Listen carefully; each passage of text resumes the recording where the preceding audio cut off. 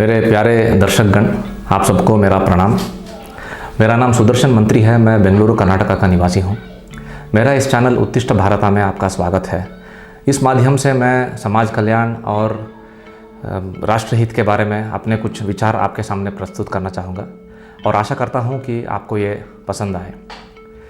वर्तमान परिस्थिति को मन में रखते हुए आज का संदेश कोरोना वायरस के बारे में होगा।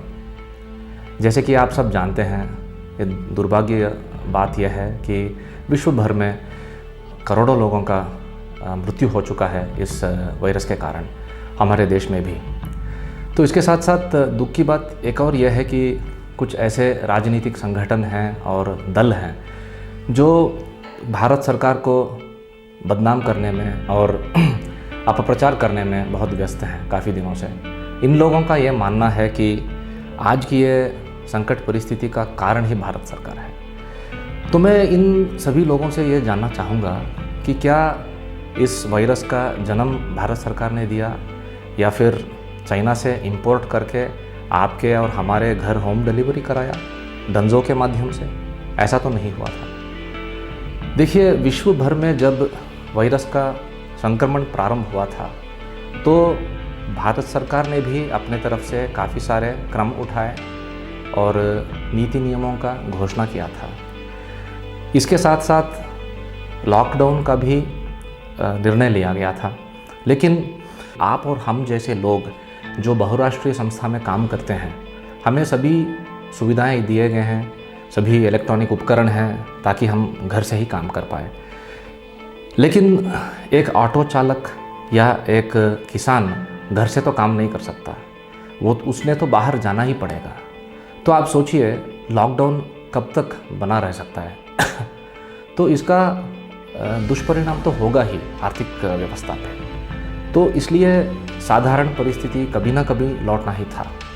तो भारत सरकार ने अनिवार्य परिस्थिति में ऐसा एक निर्णय लिया कि लोगों को बाहर आने का एक मौका दिया जाए लॉकडाउन के उपरांत, और सभी वाणिज्य केंद्र और बाज़ार, मार्केट और मूवी हॉल्स सबको रीओपन करने का एक निर्णय लिया गया था। लेकिन सरकार ने आदेश तो नहीं दिया था आपको और हमको कि भाई बिल्कुल बाहर जाना ही है, एक दूसरे से मिलना ही है और एक दूसरे के निकट आना है, मास्क नहीं पहनना है, सैनिटाइज़र का प्रयोग नहीं करना है।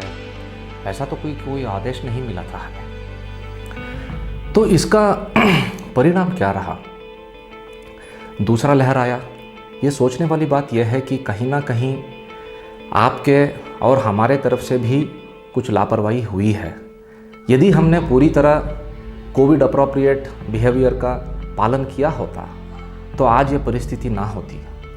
अभी पिछले कुछ दिनों जो ऑक्सीजन को लेकर हाहाकार मचा था पूरे देश में, इन सभी राजनीतिक दलों का यही मानना है कि भारत सरकार ही इसका कारण है और इस संकट परिस्थिति का भारत सरकार ही कारण है। तो मैं इन सभी लोगों से ये जानना चाहूँगा कि भाई क्या भारत सरकार ने किसी से ये कहा था कि आप प्रॉफिटियरिंग करें या होर्डिंग करें? देखिए, ऑक्सीजन की जो उत्पत्ति है, उसका जो वितरण है और उपभोग है, ये निजी क्षेत्र के हाथ में है।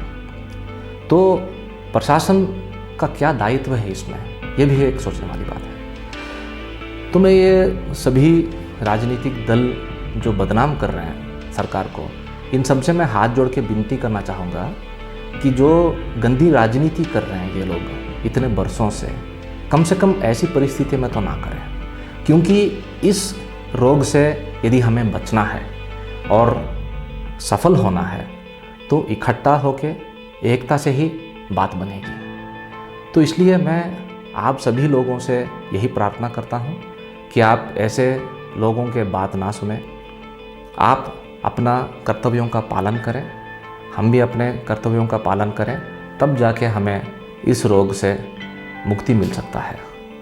बस इतना कहते हुए आज का मैं ये संदेश यहीं पे समाप्त करना चाहूँगा।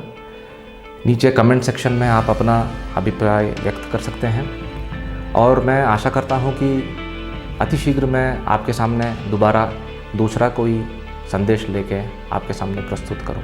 तब तक के लिए मुझे अनुमति दीजिए। वंदे मातरम।